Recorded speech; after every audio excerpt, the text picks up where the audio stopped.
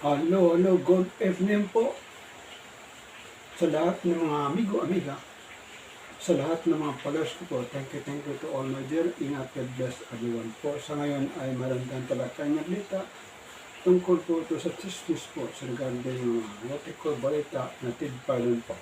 So, pakinggan natin kung ano yung makuha natin balita. Kahit po, simple of course, don't forget to like to share po sa ating chismis balita po ay galing po ito sa ating magalingan balita kay tidpilon po. Sa interview po ito kay Professor Calonelong. Assistant Professor Calonelong. Ito po. Perspective will be exactly alike, no? And kung titignan po natin, syempre may mga methodologies talaga na ginagamit tayo rito when it comes to surveys. And these are, the scientific assessments, several values, and yun na, may mga moral affairs yung tayo tinitingnan dito. Pero kung titignan natin kasi dito, ang yung tinatawag natin mga undecided, I think talagang malapit siya, no? Same goes with the numbers that were posted for the Vice President. I think ito yung makikita natin na talagang merong pagkakahintulan itong surveys na binigay. Pero ang siguro mas maganda tingnan natin dito, DJ Chacha, is kung paano talaga nangyari, na talagang lumagapak yung kanyang mga numero. Basically, and I think hindi dahil sa may ginagawa si VP Sara, anything significant, anything brilliant. But I think it's really the president and the government self-destructing at this point in time. Talagang hindi nila nagawa na sabihin na bigyan ng magandang direksyon itong napakalaking issue na to, which I think, as I was mentioning a while ago, the president could have actually used this as a very important platform for him to wage and call out war against corruption. Kaya lang kasi, kung meron talaga siyang pinoproteksyonan at kung meron talaga siyang kinakatakutan na madawit dito, and if all roads will lead to Malacanang, definitely he is in a very, very precarious situation at this point in time na hindi niya talaga magagawa decisively yung kanyang dapat gawin. At ito yung nakaka-apekto tungkol sa kanyang pagbaba ng numero. So it's really a choice between, how to really navigate between having this low trust ratings and effectively addressing the issue of corruption na medyo ma-endanger din naman yung kanilang sitwasyon. Okay, so ang linaw po ng sinasabi ni Professor, self-destruction, no? Dahil nga dito sa nangyari po na expose tungkol sa flood control scandal, na hindi napapangsiwaan ng maayos ang flow ng investigasyon. Kasi kaninyo, kung meron kang pinagtatakpan, definitely, parang ang professor, parang yung taong bayan nag-oobserba na hindi lubos na nagagawa ang pagdiskubre sa katotohanan kasi nga may pinagtatakpan. Ganun po ang dapat natin ang pag-unawa. Sa inyo binanggit, di ba, Professor? Ano po? Tama po yun, kasi if yun nga, yung binabanggit ko kanina, yung tinatawag po natin na decisiveness, yung decision making at this point in time is very crucial for the president.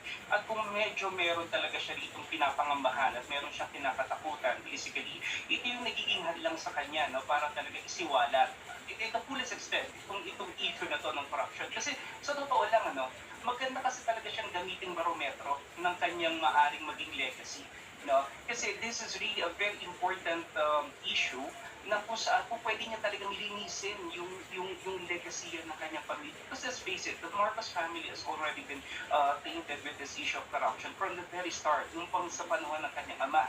So ito sana ay magandang defining moment para sa kanya na para i-retain yung kanilang pangalan at linisin yung kanilang yung mga masasamang impression na to. Pero ang nangyayari kasi, instead of doing this, parang mas lalong lumalabas yung impression that they're cuddling corruption and that they're afraid of really exposing it because yung taong bayan nag-iisip na baka sila rin involved dito. So yun yung mahirap kasi, sabi nga natin, yung walang kasalanan, they really cast the first stone, and the way I'm seeing it here is that the president is really holding himself from going full throttle in these investigations because nangangamba rin ang Malacanang na maaaring may mga dokumento dokumento, may mga paper trails that will lead to the Malacanang doorstep. And true enough, binanggit na naman ito ni Zaldico, no? Hindi nga lamang ito na-amplify yung liigi because ang ginagamit ng Malacanang lagi is denial and deflection, no? And in the process, nadidisorient ang taong bayan. Many people believe that nasolabial folds can't be Just a improved, moment. but in fact, there is a very simple and effective way. Okay, so ito ngayon, ito ngayon ang critical, professor, kaninyo. Yan ang sitwasyon. Sa pag-aanalisa po ni Professor Froilan, yan ang sitwasyon. Kung pagka hindi mo magawa ng lubos ang gusto mong gawin, hindi mo mapangatawanan ang iyong mga pangako, kasi nga, baka sa bandang dulo, nandoon pala, o yung dulo ng lubid sa mismong pintuan ng Malacanang, so to speak. Ano ngayon ang kritikal sa unang quarter ng taon na ito? Kasi po alam naman din natin, Professor, na sa July, second to the last zona na niya. Hindi ba? By next year po, last zona na. Meaning, hindi may tatanggi, sa nanunungkulan po ng 6 na taon, may pagkakataon dyan, papunta ka na sa lame duck na iyong panunungkulan. So ano ang kritikal? Una, para tumaas-taas man lang ang tiwala ng taong bayan sa Pangulong Marcos Jr., itong unang 3 quarter na ito, ano ang mga critical na dapat niyang gawin at ano ang dapat naasahan din natin sa mga obserbasyon mo nga na nangyayari ngayon sa ginagawang investigasyon?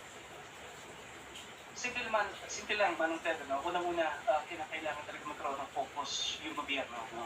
Hindi lang po pwedeng optics, hindi lang po pwedeng puro rhetorics, no? Kasi I think, ang mga kababayan natin is really looking for something na drastic na nagagawin ng ating Pangulo.